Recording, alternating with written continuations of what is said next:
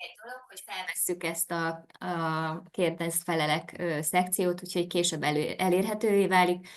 Remélem mindenki beleegyezik abba, hogy felvétel készüljön.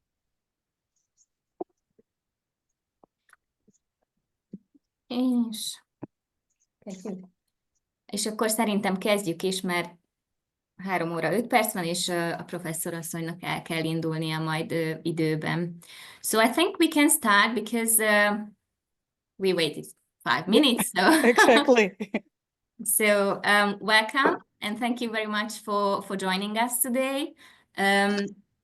We have a translator here, Juliana, and she will help us to translate what you say. So the questions are in English. If you allow her some time to translate the questions for the sake of those who don't speak English, we will appreciate it. Yeah. Okay, so let's start with the questions that you received in advance, and then we can ask our questions. Okay? Yeah. Thank you.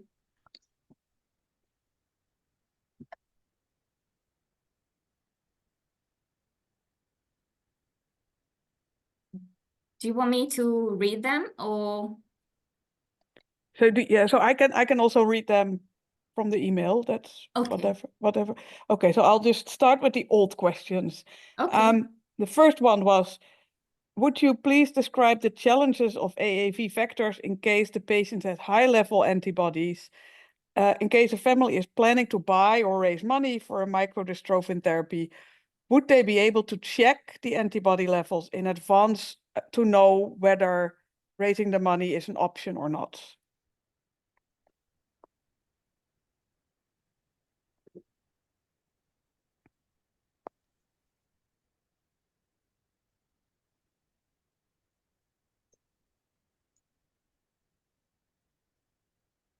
Jó, tehát akkor itt ezekkel az antitestekkel kapcsolatos kérdéseket tettétek föl, illetve az, hogy a duplikáció, illetve az exon skipping a 10-11-es exon esetén elérhető-e, ha majd esetleg szóba jöhet, akkor ez egy megoldás, tehát kezdjünk el pénzt gyűjteni a génterápiára. Júli, most Annemieke kérdését fordítsd le, létszik, vagy hogy amit ő felolvasott kérdésként, hogy az antitest vizsgálat elérhető-e, hogyha valaki szeretné megnézetni előbb az antitestet, mint hogy bejutna mondjuk, vagy összegyűjteni a pénzt. Ja, úgy értettem, hogy ezt a kérdést ezt már felolvastátok a magyaroknak, és azért nem jegyeztem pont. Nem, még nem. Aha. Akkor ez, ha nálad elérhető, akkor olvasd már föl, mert ez annyira hosszú, több soros volt, mert akkor nem tudom ezt így még egyszer megismételtessem el vele. Bocs, mondom én, mert egyszerűbb lesz, jó? Tehát a kérdésem az arra vonatkozott, mert ez az én kérdésem volt, hogy tegyük tisztába azt, hogy az AAV vektorok kapcsán milyen kihívások vannak. Mert hogy ugye az egy dolog, hogy mindenkinek elvileg, majdnem mindenkinek jó lehet ez a terápia, ugyanakkor tudjuk azt, hogy ez bizonyos antitest számot kell nézni ahhoz, hogy mégis tudjuk azt, hogy megfelelően működni fog ez a dolog, és hogy a gyerek be tud-e kerülni a tesztbe. És a kérdés elsősorban arra vonatkozott, hogy ez milyen kihívást jelent, illetve arra, hogy mielőtt elkezdenek pénzt gyűjteni a szülők erre a kísérletre, vagy erre a gyógyszerre, inkább úgy mondom, azelőtt le lehet-e csekkolni, meg lehet-e nézetni ezt az antitest szintet, hogy egyáltalán belevágjanak-e a gyűjtésbe. Na, ez köszi, ez így sokkal jobb. Okay, so the translation is over. Sorry. Okay. That was a bit of Some confusion. Yeah. Yeah. So the question is, if people have antibodies, what are the challenges of AAV? And the answer is that if you have antibodies to AAV, because you saw the virus, so just as a virus, and you got an infection in a normal way that you get infections, your immune system will recognize AAV. So then you cannot do AAV gene therapy because you give so much virus that your immune system will just go crazy, and that is a very dangerous situation. So for that reason, if you do the antibody test and they see that you have antibodies to AAV, you cannot have gene therapy. So that is the answer to question 1. If you have it, then gene therapy is not an option. I do not know whether it's possible to get an antibody test without, say, a clinician prescribing the AAV. So they do the antibody tests if you're in a clinical trial, or in the US, if a clinician prescribes the gene therapy. I don't think that outside of that, you can just see whether you have antibodies or not. And I understand why you would want it, because, well, you don't want to raise money for something that you cannot have. But to my knowledge, currently, this is not an option. Oké, szóval, hogy az antibody, vagy az antitest szintet azok a tesztje azok számára érhető el, akik klinikai vizsgálatokban vesznek részt, és hogyha ezt fölírják számukra. Hogyha azonban ezt a... Hogyha antitest szerepet már, ha felismeri az antitestet a szervezetünk, akkor már génterápiában nem lehet részt venni. Okay, so we will go to the next question then. May those apply to microdystrophin therapy who already have received any AAV therapy in the past, or the other way around? Can you get AAV therapy if you have had microdystrophin gene therapy? Szerintem fordítom megint én, jó? Mert Jó. ez könnyebb lesz, gyorsabb lesz, jó? Jó. Tehát a kérdés az úgy szólt, hogy jelentkezhetnek-e azok mikrodisztrofin terápiára, akiknek már volt, vagy bármilyen más kutatásban részt vettek és kaptak AAV terápiát, vagy hát illetve olyan terápiát, amit azzal juttatnak be, és hogy igaz-e ez fordítva is, tehát hogyha most tegyük föl, majd megkapják ezt a mikrodisztrofinos terápiát, akkor a későbbiekben lesz egy még jobb terápia, amit ugyancsak AAV-vel kell bejuttatni, akkor ez a kettő kizárja-e egymást? Így hangzott a kérdés. Thanks, I'm done. I did the translation. Okay, thank you. So the answer is no, because microdystrophin gene therapy uses AAV. So you can do AAV once. So whatever you use it for, once you've given a treatment with AAV, then that's it. So once you've done microdystrophin once, you cannot get it you cannot get AAV in the future. If you've had something with AAV, you cannot get the microdystrophin. So it's one time only. Tehát igazándiból, hogyha már valaki megkapta a terápiáját, a mikrodisztrofin terápiát, akkor még egy nem használhatja föl még egyszer. Tehát oda-vissza is az a válasza, hogy nem, csak egyszer lehet felhasználni ezt a terápiát. Okay, let me get back to the list. So then there's a question, is Calcord in Germany and Hungary the same as Deflon in Italy and Emflaza in the US? And can you explain the context and the differences between the active substance and the brand name? Mondom megint én, jó? Ez még mindig én vagyok. Okay. És akkor megint csak gyorsan, jó? Bocsi. Szuper. Szóval azt a kérdést tettem föl, hogy a Calcord, ami Németországban és Magyarországon elérhető, illetve a Deflán, ami Olaszországban elérhető, és az Emflaza, ami az Egyesült Államokban elérhető, az mind a három egy és ugyanaz-e. És arra kértem a doktornőt, hogy egy picit magyarázza el, hogy hogyan kapcsolódik a hatóanyag a piacon elérhető gyógyszernek a nevével, és hogy ez a hatóanyag, ami benne van ezekben a gyógyszerekben, bár máshogy hívják őket, azok mégiscsak ugyanazok-e, avagy sem. Thanks, I'm done. Okay. So the answer is they're all the same. They're different names for the same thing. So there is no difference. It just has a different name. Tehát But az a it's válasz, hogy exactly ez the mind same. ugyanaz, pontosan ugyanaz tartalmazza mind az összes, csak a nevük más bizonyos országokban. Okay, so that was long question, easy answer. Then the next one is, what is your overall opinion on the effectiveness of vamorolone compared to the Vlees-akkoord? And it's all different names that we just discussed, beside the known difference in side effects. And do you think that the effects of vamorolone will be better on the long run? Ez megint csak az én kérdésem, úgyhogy még mindig segítek. Itt a vamorolonról és a kalkortról kérdeztem, és a mellékhatásairól, meg a hatékonyságáról kérdeztem a doktornőt. Thanks. Okay, so what has been tested in the clinical trial with vamorolone is comparing vamorolone with prednisone. So the comparison between vamorolone and the Vlees-akkoord has not been done. However, there has been done a comparison between daily prednisone and daily Vlees-akkoord, and that has similar effects.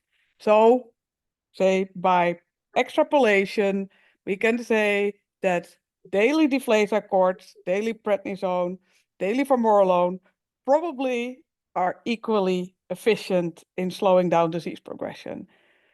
What we know is that in the short term, vamorolone has less side effects. So you see less reduction of growth. The bone seems to be better, the bone health. However, what we don't know is what will happen in the long run, because it's not been tested in the long run. So I can speculate, but the answer is we don't know. We just need to wait to see what happens. Jó, tehát ezek egyformán hatékonyak. Rövid távon azt tudja elmondani, hogy a vololonnak kevesebb a mellékhatása,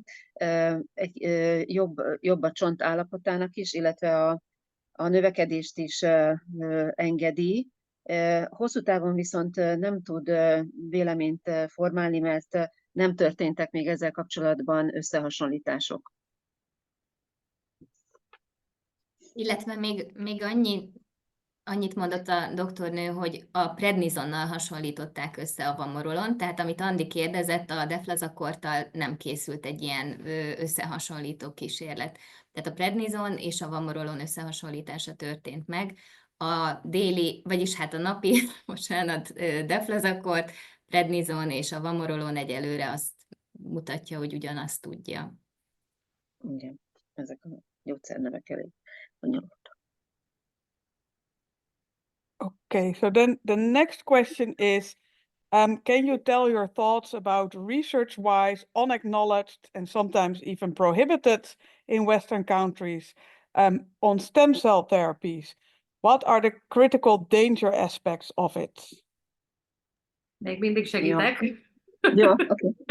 És akkor arra kértem a doktornőt, hogy mondja el egyezvesse gondolatait az őssejterápiákról, hiszen a PPT-ben, illetve az előadásában ugye a legvégén fölmerült az őssejterápia és annak a lehetőségei, és azt kérdeztem, hogy mit gondol a kutatási szempontból nem egészen elismert terápiákról, és hogy ő mit gondol, hogy milyen valós veszélyei vannak, vagy lehetnek ezeknek a terápiáknak. Okay. So there is currently no evidence that stem cell treatment works. And the rationale, the mechanism sounds very appealing, but there's problems. And the biggest problem is that the stem cells will not go to the muscle. So that's problem one.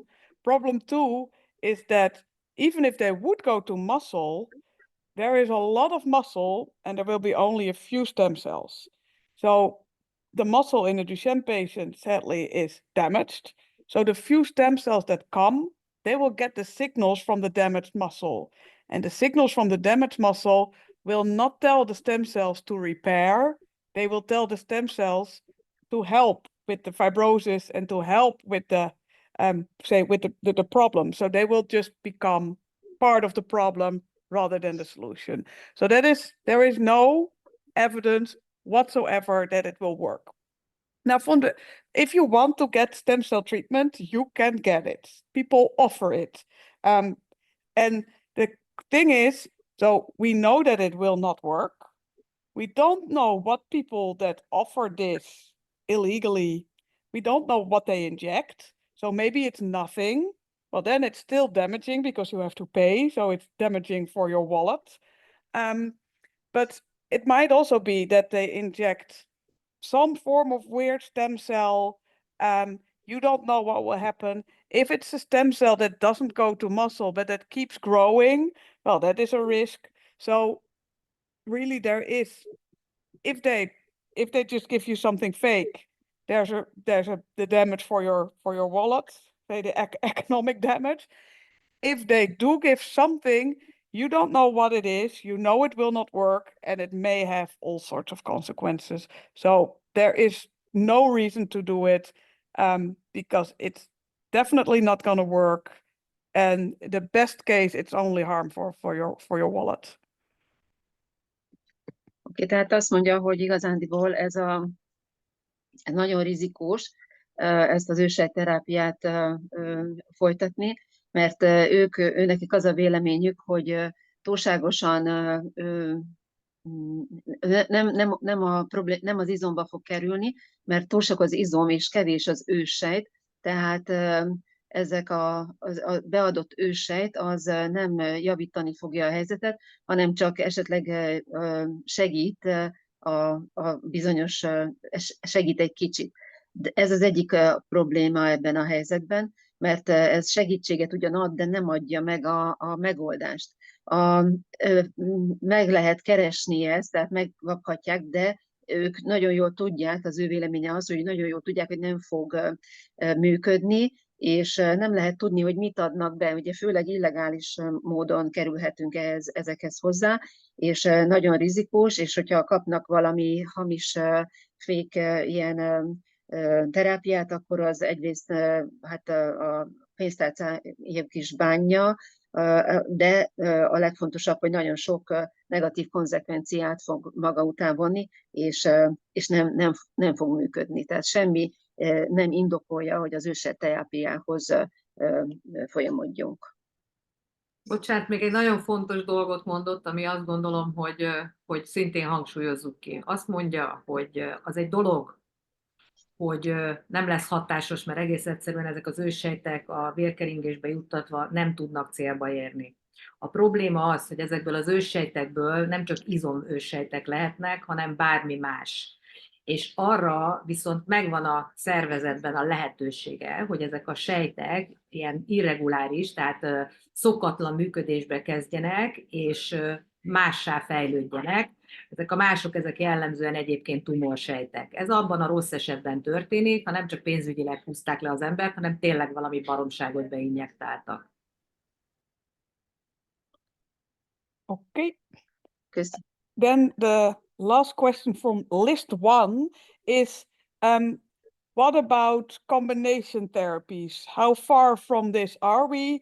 And will we be able to administer multiple approved therapies, for instance, formoterol, antivenostat, and microdystrophin all together? Akkor itt az utolsó kérdésem, és akkor még mindig én segítek, aztán ígérem, befogtam a számat. Nem, szóltad.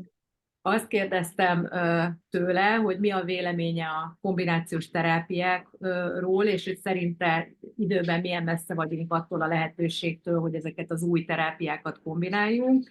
Így például azt, hogy a vamorolont a givinostattal és a mikrodystrofinnal együtt lehessen alkalmazni, és mondjuk ne csak külön-külön. Yeah. So I think it's good to realize that many therapies that are tested in clinical trials are given combined with steroids, so combined with prednisone, combined with deflazacort, and when they are approved, they're also given. So in that way, we already do the combination therapy. And then, of course, the question is, so what about givinostat and microdystrophin? What about vamorolone and givinostat? Well, there's no reason not to combine them. But the question is, of course, will they become available? So in the US, there's now microdystrophin and givinostat. But the situation there is that the insurance has to approve both. So insurance may say for a certain patient, we will only insure givinostat, or we will only reimburse the microdystrophin. And then it's a question of, well, then you have access only to what is reimbursed. And some health insurance companies may say, we will reimburse both. In Europe, the situation is slightly different. Well, first, microdystrophin and givinostat are not yet approved. Vamorolone is, but things that are approved in Europe, they have to be marketed country by country. So the situation of, can our sons get givinostat and vamorolone only occurs when both vamorolone and givinostat are on the market in Hungary. And then if they're both on the market, there may be criteria like this is only for patients who are in ambulant or etc. But if patients would qualify criteria, then there's no reason not to combine it. But it will depend more on health insurance payer situation and whether it's on the market than anything else. Tehát bizonyos szinten ők már ezt a kombinált terápiát csinálják, tehát felsorolta ezeket a gyógyszereket. Igazándiból Európa, vagy az Egyesült Államokban ott ugye nem mindegyik érhető el, ezért csak akkor lehet bármelyikről is beszélni, ha mindkettőt elfogadja ezt az egészségügyi biztosítást. Európában egy kicsit másabb a helyzet, itt nincs elfogadva még a mikrodistrofin és ez a másik, és országonként eltérő, hogy mi ez, és a divinostat, és országonként ugye a piacon vagy vannak, vagy nincsenek, és egyéb kritériumnak is meg kell még mindezek mellett felelnie a betegeknek, hogy járóképes-e, vagy bármi egyébnek. Ha megfelelnek a kritériumoknak, akkor semmi nem indokolja azt, hogy ne lehessen ezt a kombinált terápiát adni. Okay. Yep. Now we move to question list number 2.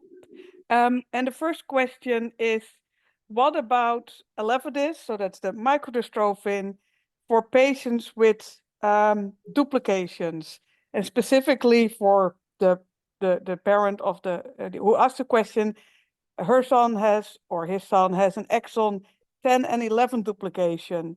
Does that make a difference whether it's a duplication or a deletion for the microdystrophin?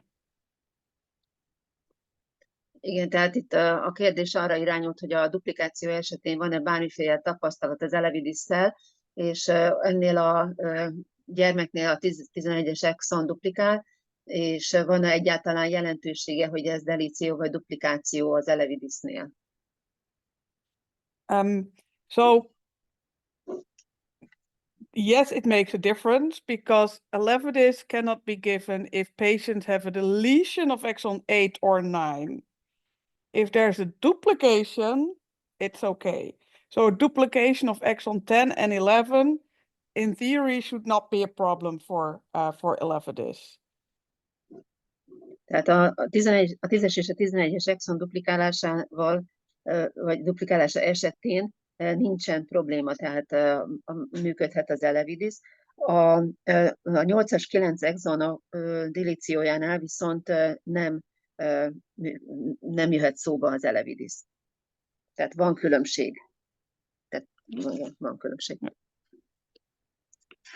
And then I assume a question from the same parent. What about exon skipping for duplication of exon 10 and 11? Igen, talán ugyanettől a szülőtől jöhetett az a kérdés, hogy az exon skipping a 10-11-es duplikáció esetén szóba jöhet-e? So I just checked. So exon 10 and 11 duplication, in theory, you can help by skipping exon 11. But you then have to skip the duplicated exon 11 and not the original exon 11. And that is the problem, because the compound that you use for exon skipping will recognize both the original exon and the duplicated exon. So what you get a problem, because you can have no skip, not functional. You can skip the original exon 11, not functional. You can skip the duplicated exon 11, that is what you want. Or you can skip both, not functional. So in theory, it's possible. We can probably do it in cultured cells, but in a human, it's too difficult because there's more ways that it can go wrong than that it can go right. So for this duplication, yeah, I would not recommend exon skipping. Tehát a lényegét a végén elmondta, hogy ő nem ajánlaná az exon skippinget ebben az esetben, mert itt felsorolt több minden lehetőséget, mert föl fogja ismerni, a 11-es exonnal lehet kikerülni ezt, vagy átugrani, de a duplikát 11-est fogja felismerni, és nem az eredetit, és ha viszont mind a kettőt felismeri, akkor is nem működik. Hogyha pedig egyébként pedig az a véleménye, hogy több dolog miatt több a negatív hatása, mint ami jót hozhat. Okay, and the next question is about Translarna. In the clinical trial, the difference was statistically significant, but clinically not relevant, and EMA suggested not keeping it on the market. What are the criteria for significance and clinical relevance?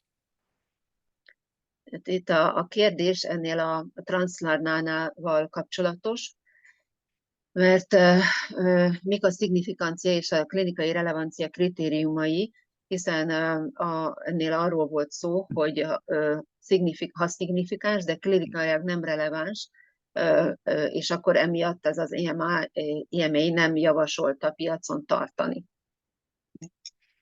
So I think this was a good question, and I can also understand how it can be confusing, but the statistical analysis checks whether there is a difference between treated and placebo groups. In this case, in the distance, patients were able to walk in 6 minutes. And that difference was statistically significant. And basically that means that there is a 1 in 20 chance that this finding was just by chance, and a 19 out of 20 chance that it is real. But the fact that there is a significant difference statistically doesn't mean that something is clinically relevant, because the difference between patients who were treated for 1.5 years, the difference they were able to walk in 6 minutes was about 12 or 13 meters. So it comes down to patients being able to walk just over 2 meters more per minute. And that is not clinically relevant because it's just too little to matter.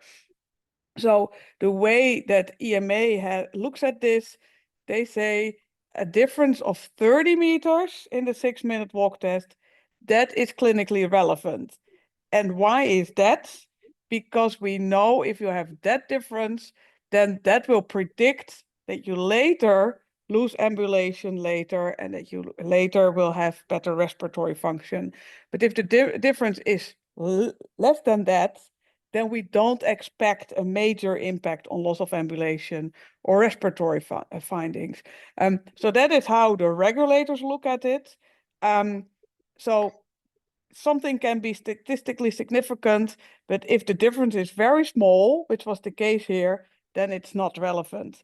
And what the regulators look at is clinical relevance. What does it mean for the patient? Tehát itt ennél a statisztikai analízis ugye azt mutatja, hogy a 6 perces séta, ha nézzük, akkor nagyon picike az elért eredmény, hogyha összesen 12 méter a különbség, hiszen az azt jelenti, hogy percenként csak 2 méterrel tud többet sétálni egy ilyen kezelés után a páciens. Tehát ez klinikailag nem releváns. Nagyon kicsinek találja az eredményt. Ha már mondjuk 13 méter és ettől több a különbség, akkor ezt figyelik azok, akik erre áment adnak, mert akkor a jövőbeni fejlődés, a jövőben például a légzőrendszeri fejlődés is bíztató. De ez az előbb említett 12 perces vagy 12 méteres plusz, ez egy nagyon kevés.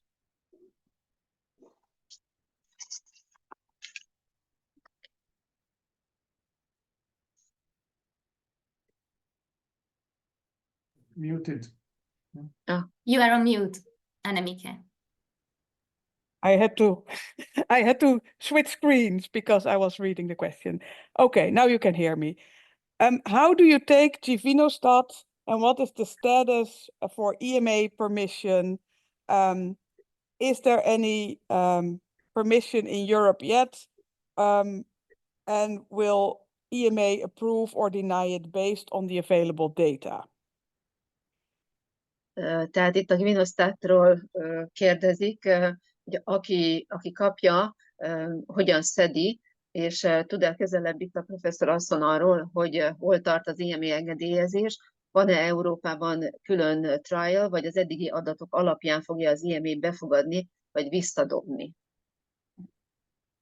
Yeah, I'm not on mute. So givinostat is an oral drug, so you eat it, so to say. It's not injected. EMA is currently evaluating it, so it's not yet approved in Europe.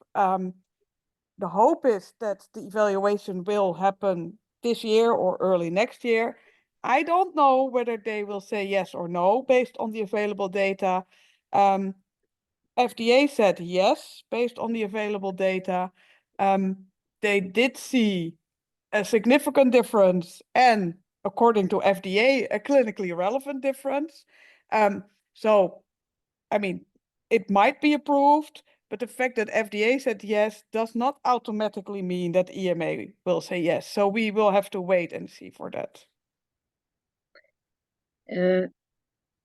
Tehát ez egy bevizsgálás alatt van, még nem került elfogadásra. Az a remény, hogy 24 végébe vagy a következő év elejére ez a vizsgálódás a végére jut, de nem tudják, hogy ez igen vagy nem lesz, tehát elfogadják-e vagy sem. Akkor, hogyha tehát mutat szignifikáns differenciát, tehát ez lehet, hogy elfogadásra kerül, de akkor is még az EMA-nek további bizonyítékot kell produkálni, és majd az EMA akkor fogja erre az áment ráadni. Okay, and then the last question that was on the list. I've read that there was the World Muscle Conference in Prague, and that there were results demonstrated on the Elevidys being safe and effective. What do you, so that's me, advise? Should we start collecting for gene therapy based on the latest results? Tehát a kérdező olvasta, hogy Prágában mostanában volt egy világizom kongresszus, és a Sarepta és az Elevidys a biztonságosságot és a hatásossági eredményeket mutatta be. Lehet erről valamit tudni, és mit javasol a professzor asszony, hogy kezdjenek el gyűjteni a génterápiára az új eredmények alapján. So I was not in Prague because I was in Canada for another conference. But when I was still in Canada, I spoke to people who had been in Prague. So what I know is that the data that was presented there was not new. So it's data that was already presented before. So what do we know about ELEVIDYS? We know that it's safe enough to be approved, but don't think that this is safe and don't think that this has no risk. We are injecting a lot of viruses. Almost all patients get extremely nauseous when they take this. And some patients have to go to hospital due to the side effects. So just be aware, there can be liver damage. So far, this has all resolved. These side effects happen immediately after treatment, so within the first 1 to 3 months. But the fact that it's approved doesn't mean that it's fully, I mean, safe is, yeah, well, compared to Duchenne, the safety is acceptable, but there are definitely side effects. And if patients have problems already with heart or respiration, then the question is whether they should get the gene therapy, because they might not cope with the severe side effects that happen immediately after treatment. So that is one important message. It's safe enough, but it's definitely not without side effects. Then about it being effective, the reason why FDA approved it is that it allows the production of microdystrophin in the muscle. What has not been shown is that it slows down disease progression significantly. So the clinical relevance has not yet been shown. And then you can ask, why did FDA approve this? We don't know, we don't understand, but they did. And actually, FDA did not approve it. The people that looked at it, looked at the data and said, no, this will not be approved.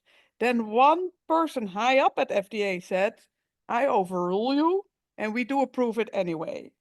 So it's approved, and it may give the impression that it's safe and effective, but there is data to show that there are side effects, and there's no data yet to show that it is effective. So currently, it's also under evaluation by the European medicine agencies. So that is coordinated by Roche. So it's possible that it becomes available in Europe if the EMA says, based on the data, we think it's effective. But bear in mind that the approval in the US was not based on any data showing slower disease progression in a significant and a clinically relevant way. And then you can ask, why on earth did they approve it? No one understands. This is controversial. Ebben az esetben elég sok az ellentmondás, mert az FDA elfogadta, annak ellenére, hogy nagyon sok tudós nem javasolta ezt, hogy elfogadják, de ezt az FDA magas bizottságának egyetlen egy tagja felülírta, és azt mondta, hogy elfogadják. Ők maguk nem tudják még, hogy miért. Nem volt még klinikai relevanciát, nem mutattak ki, tehát ez is az ok, ami miatt ez a sok ellentmondás van. Tehát tulajdonképpen még mindig értékelés alatt van, lehetséges, hogy Európában elérhető lesz, de ő azt mondja, hogy van arról adat, hogy talán biztonságos és talán hatékony, de biztonságos lehet, de erről határozott adatok továbbra sincsenek. A Prágával kapcsolatban ő nem volt ott, de a Kanadában, ahol egy konferencián részt vett, ott beszélt olyanokkal, akik Prágában voltak, és azok elmondták, hogy ez nem új adatokon alapult, amit ott bemutattak. Tehát azt tudjuk, hogy elég biztonságos, de nagyon sok vírus tartalmaz, és nagyon sok a mellékhatása. a betegek általában nagyon rosszul lesznek a kezelés, miután a kezelést megkapják, és májkárosodáshoz is vezet, és például akinek van szív problémája, vagy légzőrendszeri problémája, az annak egyáltalán nem ajánlják, mert rögtön a kezelés után rögtön nagyon rosszul lesznek az 1-2-3 hónapban ezek a betegek. Tehát több szempontot javasol megvizsgálni, mert elképzelhető, hogy ezek a betegek nem fognak tudni megküzdeni azokkal a mellékhatásokkal, amelyek itt szóba jönnek. Okay, I think so. Those were all the prefab questions. I don't know whether people Can I have a question? Yes, Yes, of I course. do have.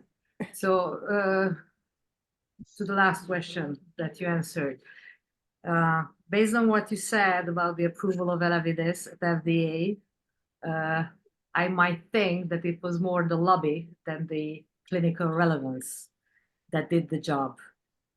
That's one. That's one of my thoughts. Yeah. And the other is that the other thing that came to my mind is that EMA is rather strict than FDA, and based on the clinical research, I don't really think that it's going to go through in the near future, even it's already on evaluation. What do you think? Sorry. Let me translate the question. Yeah. Sorry. Most lehalkítottad magad, Andi. Bocsánat! Szóval azt mondtam neki, hogy nekem két gondolat, ez az utolsó kérdéssel kapcsolatban két gondolat jött föl. Az egyik az, hogy Amerikában az Elevidys-t valószínűleg azért tudták engedélyezni, mert ez sokkal inkább a lobby munka eredménye volt, mintsem a klinikai eredmények kapcsán bekövetkezhető engedélyezés. Ez volt az egyik része a kérdésnek, a másik része pedig az, hogy tudván azt, hogy az IMA, tehát hogy az Európai Gyógyszerügynökség lényegesen szigorúbb, mint az amerikai, nekem az a gondolatom, hogy szerintem ez a közeljövőben nem valószínű, hogy engedélyezésre fog kerülni az Európai Unióban. Yes, I finished. Carry on. Thank you. So, for the FDA, it may have been lobby. It's also the person who overruled, sorry, he strongly believes in gene therapy and he wants to make a stand. So it may also be his ego, just wanting to approve this, disregarding clinical trial data. We can speculate, but it's good to be aware this was a very controversial approval. EMA indeed is more strict. So the approval, as it was in the US, based on microdystrophin, no functional effect, that will be really difficult. The question is whether Roche, so the company sponsoring Elevidys outside of the US, whether they will have extra functional data. If they have functional data confirming a slower disease progression, then likely EMA will approve it. If they do not, it would be very tricky. So I agree with you there. It may or may not be approved. And also be aware, if it is approved, it's a therapy that costs 3 million-ish euros. So even if it's approved, the question is whether the payers in each of the countries will say, this is a slower disease progression, but it's only slightly slower. Is this worth 3 million euros? And of course, as parents, as researchers, we may say yes, but they look at it in a different way, because paying 3 million means you cannot treat other individuals. So even if it's approved, there doesn't mean that it will then become available in each European country. I for one, think in the Netherlands, the Dutch health technology people will just say, no, this is too expensive for what it does. So that's another thing to be aware of, that there's the approval based on the clinical evidence, and then there is the marketing based on what it costs and what it does. That happens in each European country. Okay. Tehát egyetért azzal, hogy az IMA sokkal szigorúbban kezeli ezeket a dolgokat, mint az FDA, és lehet, hogy itt a lobby is benne volt, hiszen a génterápiában ez nagyon hisz ez az ember, és talán az egója is átvette itt a szerepet, és nem vette figyelembe a klinikai adatokat.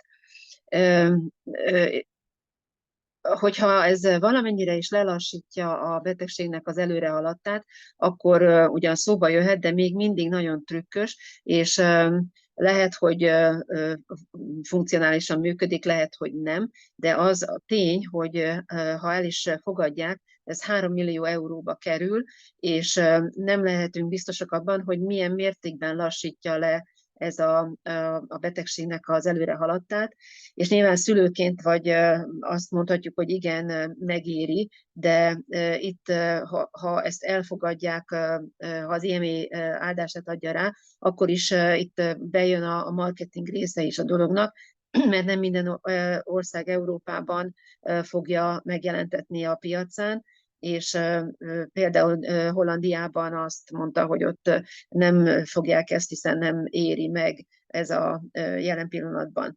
Tehát több faktoros a dolog, de ő ezt hangsúlyozza, hogy ha csak kicsit lassítja le, és ekkora az ára, akkor ez nagyon átgondolandó, még akkor is, hogyha megkapja elfogadják. Még egy gondolatot hadd tegyek hozzá, amit szintén mondott a doktornő, csak tényleg nagyon hosszan válaszol, és nehéz így nagyon fordítani. Köszönöm, nagyon jó így.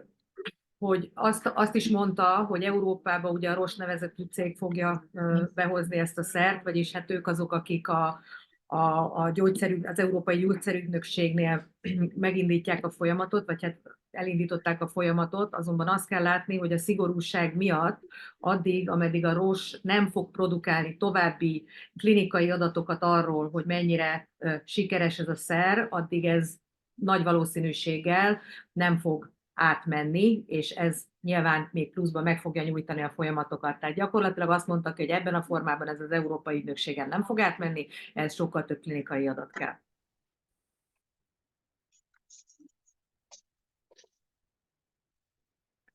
Don't know whether there's other questions.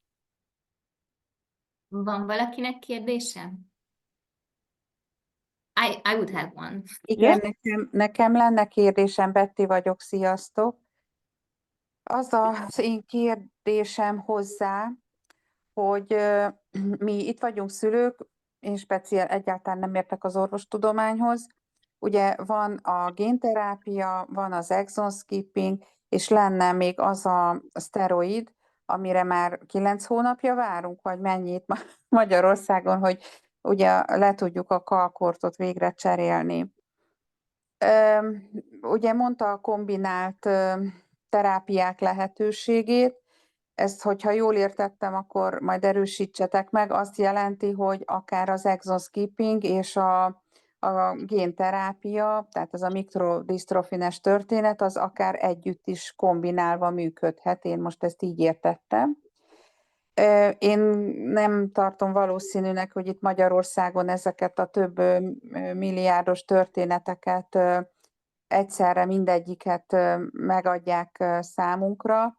Ő mit javasol, hogyha választani kell a terápiák közül, és mondjuk a gyerekünk alkalmas az egyikre is, a másikra és a harmadikra is, állítson már föl, ha tud egy prioritási sorrendet, hogy melyikkel kezdjük, melyikkel ostromoljuk először akár a kormányzatot, akár a magunk pénztárcáját, meg mindenki pénztárcáját, hogy ő mit javasol, milyen sorrendet kövessünk, hogyha egyáltalán kérhetek tőle ilyet. Oké. So I am a mother, of course, with no medical background, but I have. We can see that there is the gene therapy, there is the exon skipping, and there is this therapy for which we have been waiting in Hungary more than 9 months this year to substitute calcort with.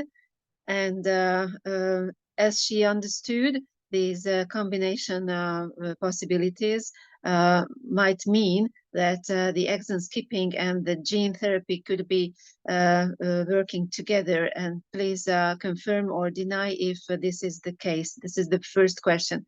And then regarding this 3 million euros project, she's quite unsure whether this could be working in Hungary and whether the insurance would support and back these patients.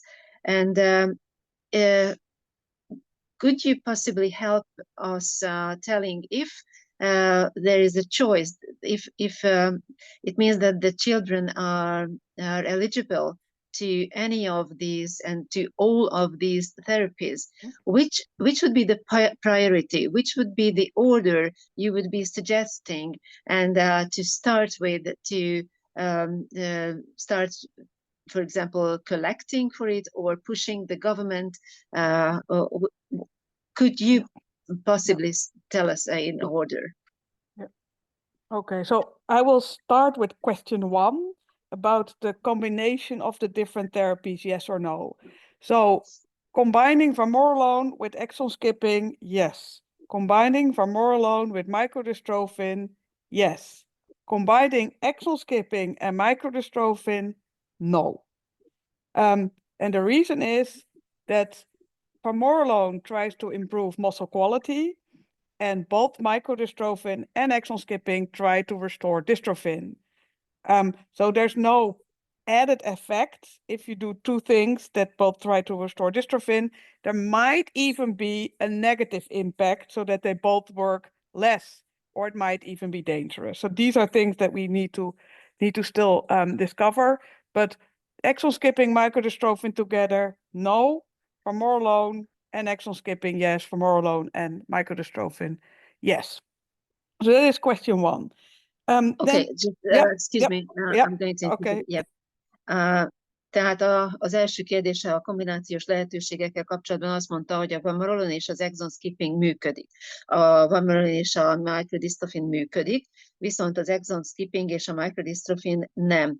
Ennek az az oka, hogy a vamorolone az izomnak a minőségét javítja, amíg a mikrodystrophin visszaállítja a dystrophin. És mindezek ellenére azt mondja, hogy elképzelhető a kombinációs terápiáknál, hogy tulajdonképpen nem nagyon nyeresség, hanem még az is előfordulhat, hogy akár veszélyes vagy negatív hatása lesz. Okay, thank you. So then the second question was about the costs and how this would work. And again, this works different in the US and in Europe. In the US, what it costs is public. So we know it costs $3.2 million per patient. In Europe, what it costs, there is a list price, what it costs, and then there is what each of the countries pays. And that differs per country, but no one knows what each country's paying. So what we know is people always pay less than the list price. So most likely in Europe, this would be cheaper than in the US. But what exactly it would cost, that we don't know. And what everyone would pay, what each country pays, we don't know. And then about how to prioritize, I would prioritize based on what is available. So what is approved in Europe? Well, currently that is only vamorolone.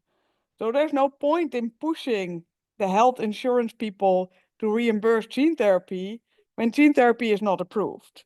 there's only a point in pushing for things that have been approved. So currently this is for vamorolone, and things that are with EMA for approval at the moment are givinostat and the microdystrophin. And EMA may say yes, or EMA may say no.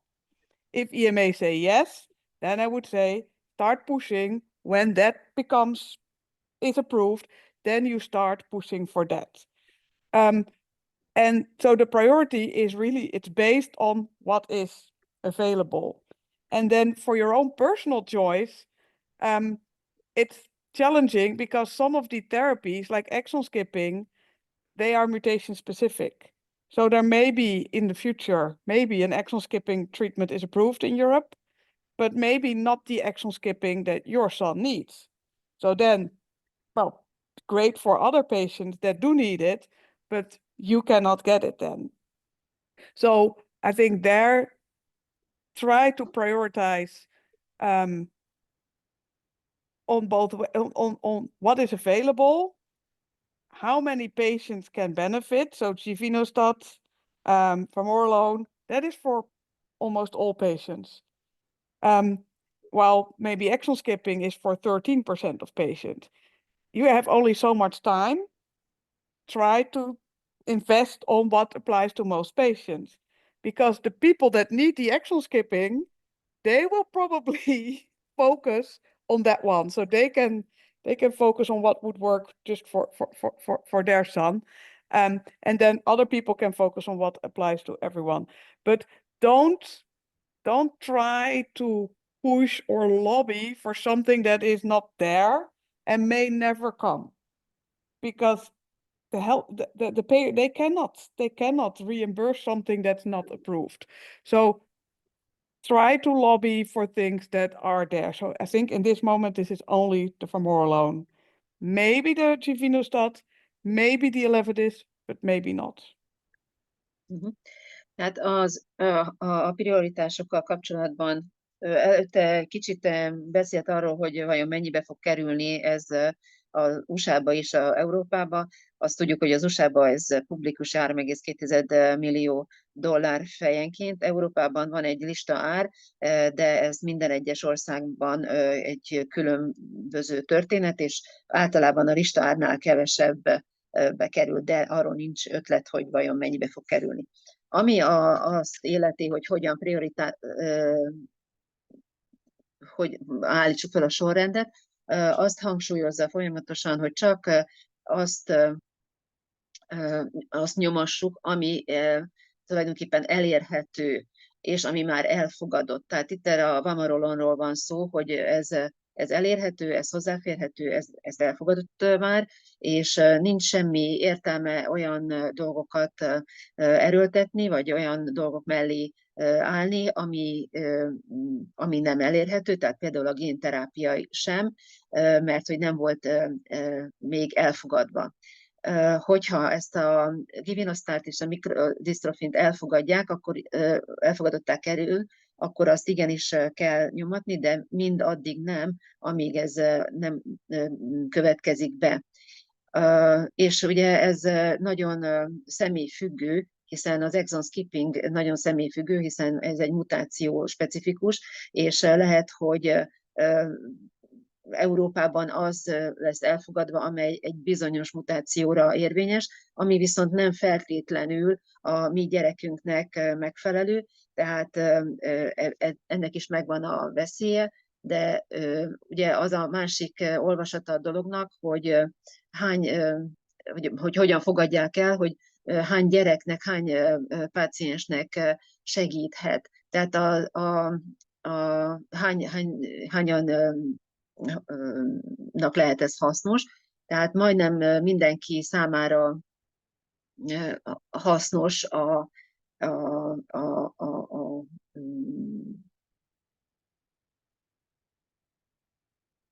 valoron, de ez az exon skipping csak egy 30%-ának tud működni. És ez az egyik vezérvonal, hogy minél több páciens tudjon ebből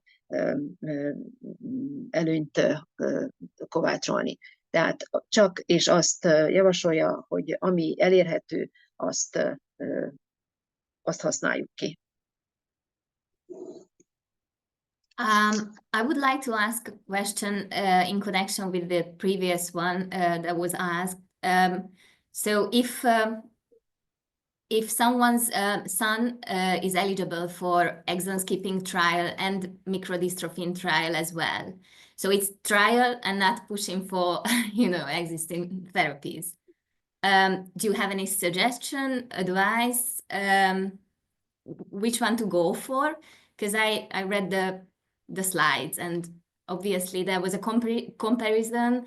I read that microdystrophin might be, not that safe as exon skipping. So do you have any points they should consider?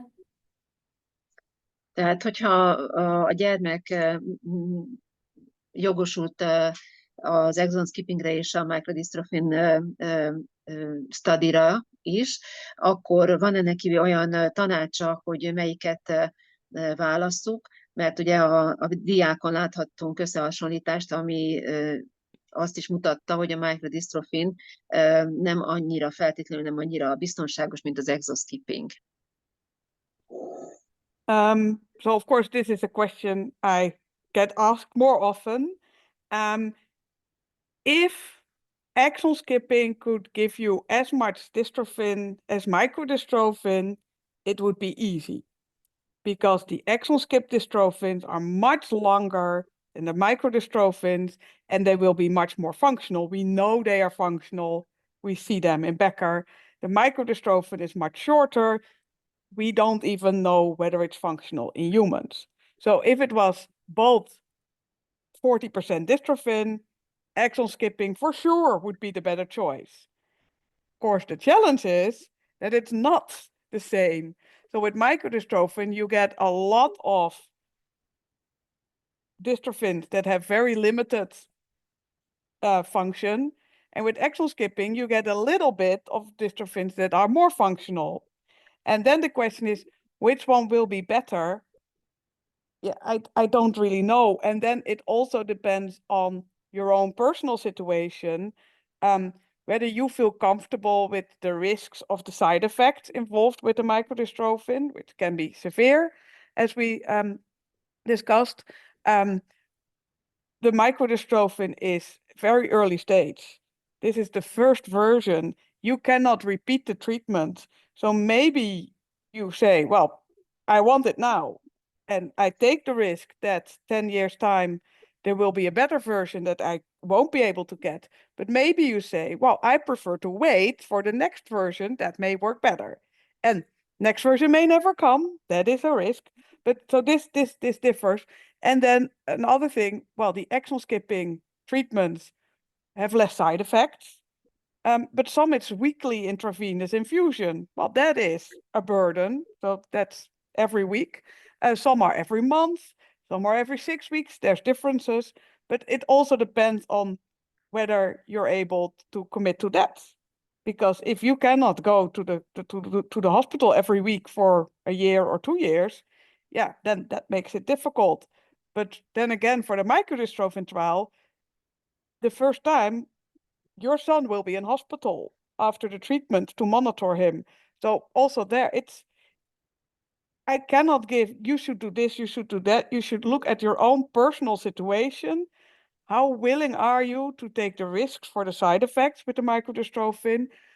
How much risk do you want to take that this is the best microdystrophin or that the better may come? And it may come, it may not come.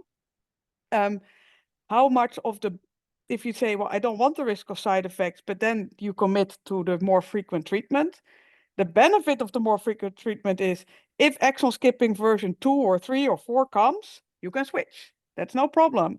With microdystrophin, it's a problem. With exon skipping, it is not. So you have to ask yourself these questions. What for me and my family and my son is the best situation which risk am I willing to take? Which burden can we take as a family? And then that decision will be the good decision, will be the right decision. So I think that is, and in hindsight, you can always say, oh, I should have done this, I should. No, you have information. Based on that information, you make the decision what for your family currently is the right decision, and then that is the right decision. Oké, tehát ezt nagyon sokszor kérdezik tőle, és hogyha az exon skipping olyan sok disztrofint adna, akkor erre nagyon könnyű lenne a válasz, de miután itt több szempontot kell figyelembe venni, ez nyilvánvaló bonyolult. Hogyha a microdystrofinnal kapcsolatban ugye nagyon súlyos mellékhatások jöhetnek, és itt ezzel kapcsolatban az is a probléma, hogy nem ismételhető meg a kezelés. Tehát, hogy ma, ha van egy elérhető kezelés ma, akkor és azt gondolod, hogy lesz 10 év múlva mondjuk egy jobb, és nem adod be most ezt a fiadnak, akkor rizikót is vállalsz, mert lehet, hogy lesz jobb, lehet, hogy nem lesz jobb. Tehát ez óriási nagy kérdés. Az exon skippingnek ugye kevesebb mellékhatása van, de ott ugye arról van szó, hogy ezeket ismételni kell, rendszeres ismétlésre szorulnak, hetente, 6 hetente, havonta. Saját helyzetedet is meg kell vizsgálni, hogy vajon tudod-e vállalni azt, hogy 1-2 éven át ezekben a rendszeres időpontokban megjelensz a klinikákon. Tehát ő azt mondja, hogy mindenki a saját helyzetét alaposan vizsgálja át, gondolja végig, hogy mi a gyermeknek a legjobb, mennyi rizikót vállal a család, mennyi terhet vállal a család, és az éppen adott helyzetet kell alapul venni, mert annak alapján egy döntés születik, és ő azt hangsúlyozza, hogy az meggondolt, megfontolt döntés lesz a legjobb. Tehát ha az exon skippinget most valami belemész, azt hogyha jön egy 2-es vagy egy 3-as változat, akkor azt át lehet cserélni. A másikkal viszont, a mikrodystrofinnal ez nem működik, ott egyet megkapott, akkor az más már nem ismételhető. Okay. Thank you. And another question from me, sorry. So if someone is on exon skipping, is there, if at all, an ideal time to switch to microdystrophin? Tehát, hogyha valaki exon skipping terápiában van, akkor van-e egy ideális pont, amikor a microdystrophinra át lehet térni? So, well, if this is what you want and what you decide, then current trials say you should stop with the exon skipping and then maybe not have exon skipping treatment for 3 months or 6 months and then switch to the microdystrophin. And the reason is that they're worried about negative interactions between the dystrophin and the microdystrophin, so the skip dystrophin and the microdystrophin. And after 3 to 6 months, this may be less. And also in a clinical trial, they want to make sure that, well, there is not a lingering effect of the exon skipping drugs. So I would say stop with exon skipping, wait for 3 to 6 months, and then switch. But also know that there's a lot we don't know about combining microdystrophin and exon skipping. Maybe in the future we see it's possible to combine it. Well, great. Maybe in the future we see that it's not safe. Maybe we see in the future that it should be done in a different way. So both exon skipping and microdystrophin treatment are pioneering treatments. So that means that there is also a lot that we do not know. And that is something that you have to remember, that sometimes unexpected things may happen because this has not been done yet. And the reason I'm being so cautious about combining exon skipping and microdystrophin is that earlier this year, a patient in Australia died 1.5 years after getting microdystrophin, and probably he made some dystrophin already, and probably that is what caused the death. We don't know yet. This is, for now, we're just hypothesizing this. If it turns out it was another reason, we're all okay. But as long as we don't know, or as long as there may be a negative impact of combining microdystrophin and exon skipping, we need to be careful.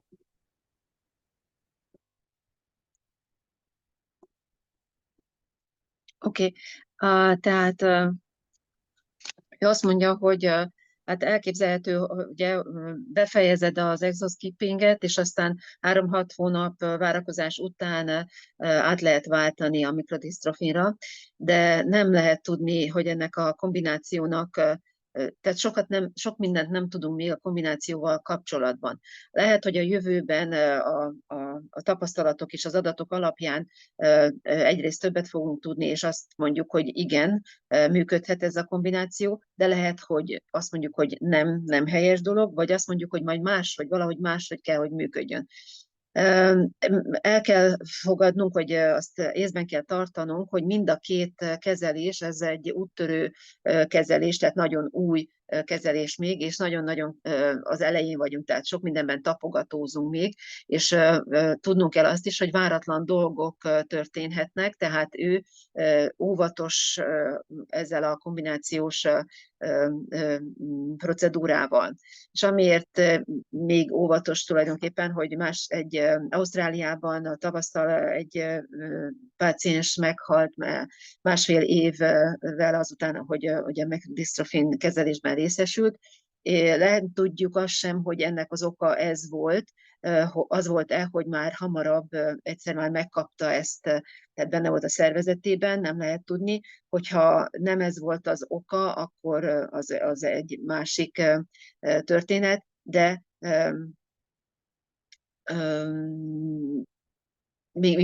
elképzelhető, ugye, hogy negatív hatással van az, hogyha ezt az exon skippinget és a mikrodystrophint kombináljuk, tehát ő nagyon óvatosan kezelni ezt.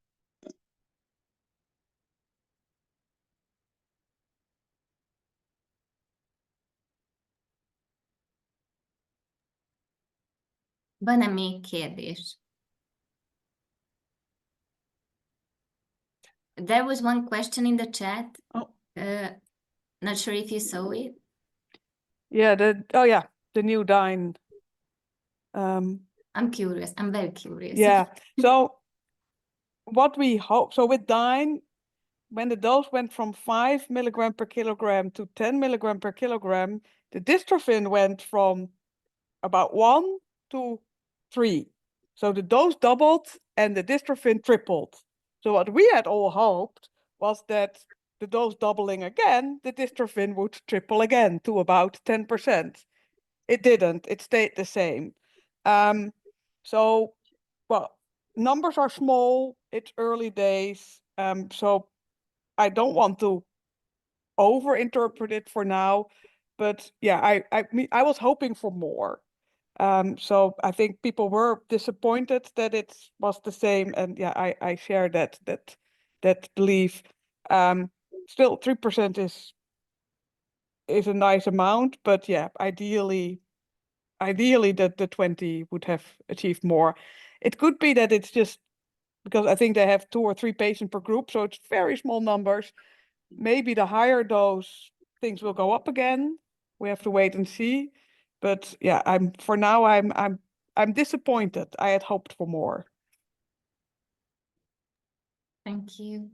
Tehát ugye itt azt mondta, hogy amikor az 5 mg per kilóról a 10 mg per kilóra, tehát megduplázódott az adag, akkor a disztrofin megtriplázódott, mert 1-ről 3-ra ugrott. És azt remélték, hogy ha ezt újból emelik, akkor ez megint csak meg fog háromszorozódni, de sajnos ez nem ez történt, hanem ugyanannyi maradt a mennyiség, és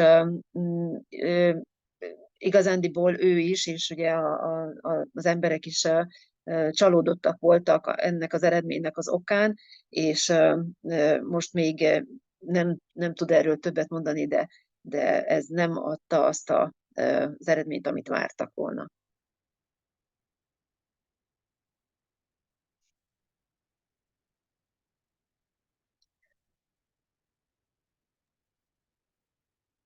Van-e még kérdésetek?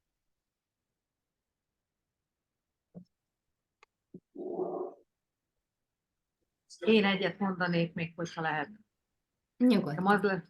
Az lesz a kérdésem, csak hogy egyértelművé tegyük, visszacsatolnék még arra a kérdésről, a duplikációkról volt szó, mert most egy szülő ugye a specifikus duplikációra kérdezett rá, úgyhogy én most azt akarom tőle megkérdezni, hogy majd mindenkinek lehetőség szerint egyértelmű legyen, hogy az elevidisnél mi a helyzet, hogyha úgy általában duplikáció van, különös tekintettel azokra a szakaszokra, amik elő vannak. Jó. So my question is, getting back to the topic of duplication, what one parent mentioned, and you explained in that certain case how it reacts to Elevidys treatment. And I would like to ask you to describe this topic generally, to let the parents understand what does it mean to have duplication and to use this kind of therapy, especially in the case of the lower domains, which we know that has more side effects. Okay. Thank you. Yeah. So the problem with the microdystrophin side effects and the deletion is, so if you have a deletion in the beginning of the gene, the microdystrophin will have that protein part of the beginning of the gene. With patients who have a deletion, they cannot make that protein, so they have never seen it, and this will lead to an immune response. If you have a duplication, you have something extra. So you have the parts of the gene that can make that protein at the beginning, so your body will have seen it. And then you now give the microdystrophin, your body has seen it as a non-functional protein, but it knows this is something that we make. Now you get the microdystrophin, it has that beginning of the protein, and the body thinks, oh yeah, well, I know this. I don't need to do anything with this.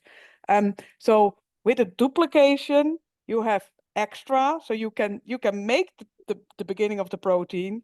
You just cannot make a functional protein. With the deletion in the beginning of the gene, you cannot make that part of the protein, and then you get the immune problems that were seen in a few patients. And also, so the reason why patients with these deletions are excluded is really because if you get an autoimmune response to the microdystrophin, this can be lethal. No one died so far, but a couple of patients almost died when this happened. So this is why for these patients they just said we will not start. But that's for deletions. For duplications, this problem is not expected, and that's why they are not excluded. Andi, segítenél ebben, kérlek, mert elvesztettem a fonalat. Persze, igen. Szóval azt mondja a doktornő, hogy tulajdonképpen azt mondja, hogy amit ő elmondott a valamelyik szülőnek a specifikus kérdésével kapcsolatban, ugyanez a többi duplikációnál is megáll. Azt kell megérteni, hogy az a szakasz, ami ki van zárva ebből a kezelésből, tehát ezek az alsó exon számokról beszélünk, ugye 20 alatti, 19 alatti exon számokról, ezek azért vannak kizárva, mert a szervezetből hiányzik az a képesség, hogy a bekerülő mikrodisztrofint sajátjának ismerje fel. Márpedig, ha nem ismeri fel sajátjának, akkor ő azt fogja gondolni, hogy ez egy ellenség, és zabáljuk be gyorsan, és tüntessük el a sejtből minél gyorsabban, nehogy baj csináljon, holott persze neki az lenne a szerepe, hogy segítsen. Ezért bármilyen duplikáció van ezen a szakaszon, ez a gyerek alkalmas lehet erre a terápiára, hiszen ennek a gyereknek nemhogy egy, hanem 2 olyan szakasz is van a szervezetében, ami azt mondja a sejtnek, hogy hello, jön a mikrodisztrofin, de örülünk neki, mert mi már ezt láttuk. Jó, és nekem most megint fölmerült egy kérdés, ha már erről beszélünk, és azért, mert tudom, hogy biztos van olyan szülő, és ha később megnézik a videót, akkor is tudjuk, hogy lesz olyan, akinek stoppkogyonja van, inzerciója van, tehát másfajta mutációja van, úgyhogy most még pluszban azt megkérdezem a doktornőnél, mert ez eddig nem volt róla szó, hogy mi a helyzet azzal, hogyha valakinek másfajta mutációja van. Jó?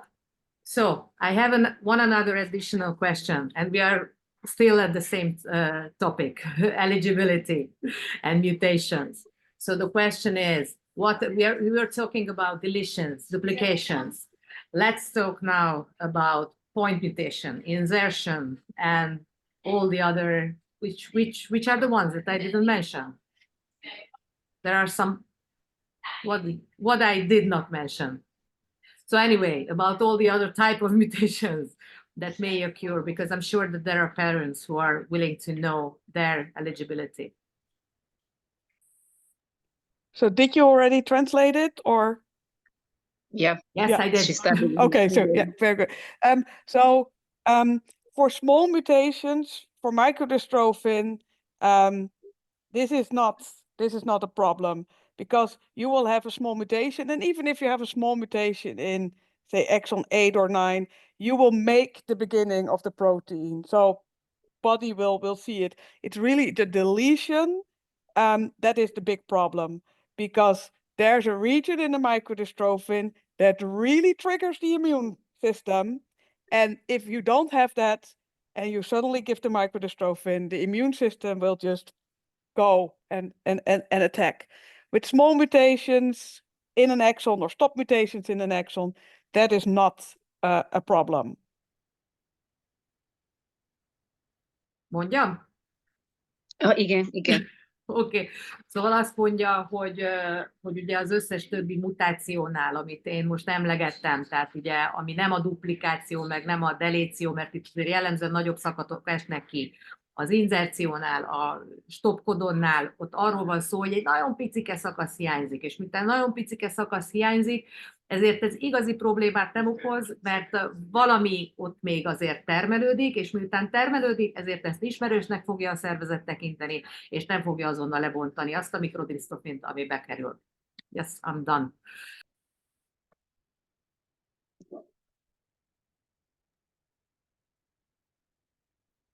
And there is something in the chat. I don't know whether it's a question or a comment. I think that's the one that. Oh, that has been. Yeah. Okay, good. Just checking. Yes. So, I think no more questions. I will ask in Hungarian again. Nem hallunk. Sziasztok, egy kérdést. Very nice to meet you. This is Erika Scharinger speaking, and I would like to come back to the exon skipping treatment because earlier I have read studies about multiple exon skipping treatment, and my son needs multiple exon skipping therapy because he has deletion of exons 46 to 50. So, and I'm just curious if you have any information about multiple exon skipping therapy. It's finished, or is there any possibility or chance that it will be start again in the near future? Yeah, because I am really very disappointed because only one exon difference present him. Yeah. Yep. And I know, I know multiple patients with the deletion of exon 48 to 50. So you would, so it's technically not multi-exon skipping then, but double exon skipping. You need to skip 2, 45 and 51. Exactly. In the US, 45 and 51 are both approved. So you can say, let's just combine them.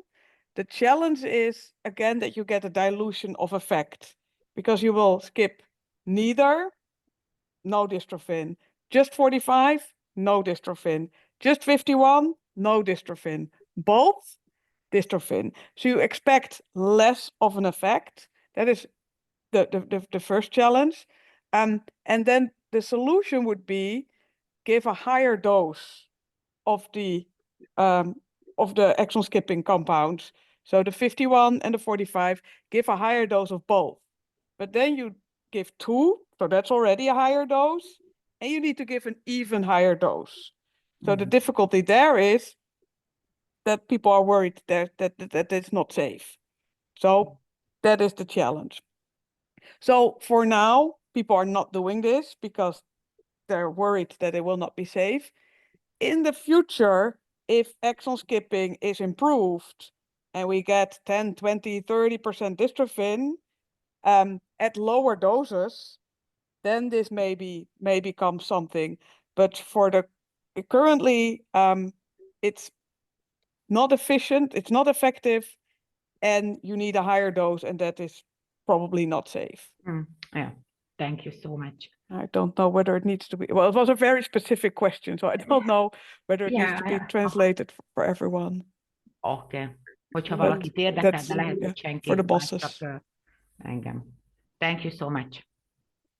Hát minden esetre azért elmondom, hogy ugye azt olvasta az Erika, hogy vannak ilyen multiple exon skipping kezelések is, Korábban. mert neki 46-osról az 50-esig, vagy hogy korábban voltak, számú delíciója van, és információt kért erről. A professzorasszony elmondta, hogy tulajdonképpen ez nem multiple, hanem dupla exon skipping, mert 2 exont kell átugrani, és az USA-ban a 45-ös és az 51-es elfogadott, de itt eléggé nagy a kihívás szintén, hiszen ha egyiket sem, vagy ha csak az egyiket, vagy csak a másikat ugorjuk át, akkor nem képződik disztrofin. Ha mind a kettőt, akkor igen. De ennek az tulajdonképpen a procedúrája, hogy magasabb dózisú exon skippinget, magasabb dózisú vegyületet kellene beadni, de ez miután a 2 is már elég magas, de itt a duplájáról van szó, tehát az a vélemény, hogy ez nem biztonságos, és ezért nem csinálják ezt manapság. Tehát hogyha a jövőben hát javulni fog, vagy fejlődni fog az exon skipping, és 10-20 vagy akár 30%-kal is megnövekedik az eredmény egy alacsonyabb dózison, akkor az elképzelhető, hogy megint elérhető lesz, de jelen pillanatban ez nem ez a helyzet.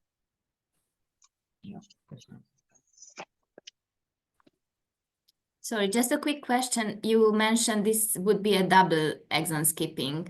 So is there any multiple exon skipping trials, or are they planning to do it? No. Okay. No. So even the double exon skipping is already not done. Multiple exon skipping is even more difficult. I mean, if like so it wouldn't be like 45 and 51, but from 50 to 55. So it would be like consequent. Yeah. So the problem there is, so the rationale is if we skip, for instance, exon 45 to 55. So 45, 46, etc. to 55. That would apply to many patients, because everyone with the mutation between 45 and 55, in theory, you would just give this combination, and then they would all benefit.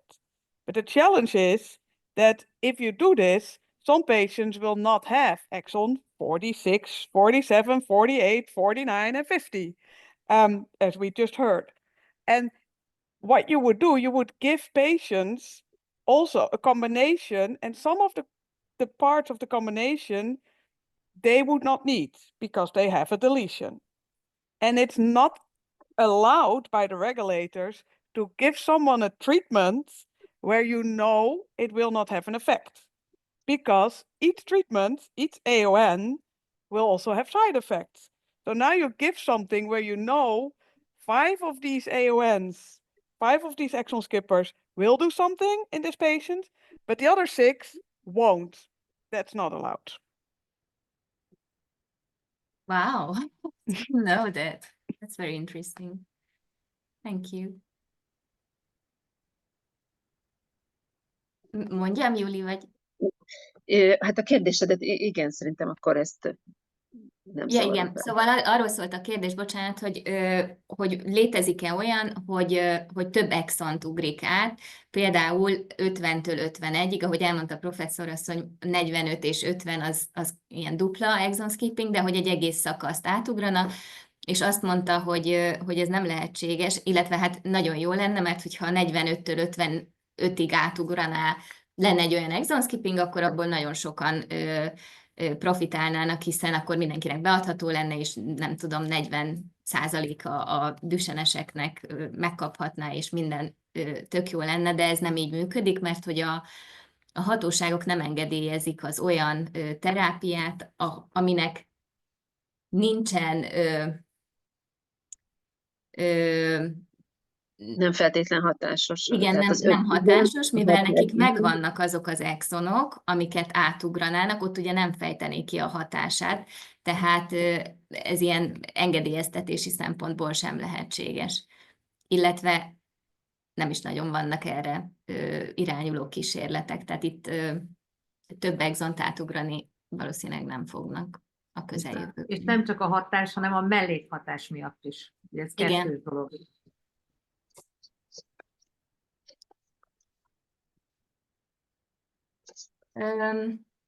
Van-e még kérdése esetleg valakinek, mert lassan lejár az időnk, és a professzorasszonynak mennie kell.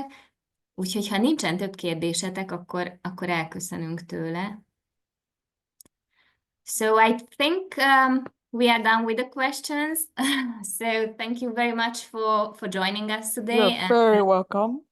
For answering all our questions. And we do thank you for the webinar. It was very informative and very thorough. So so it was really nice it is really nice to have it, because I think the future generations will benefit from it.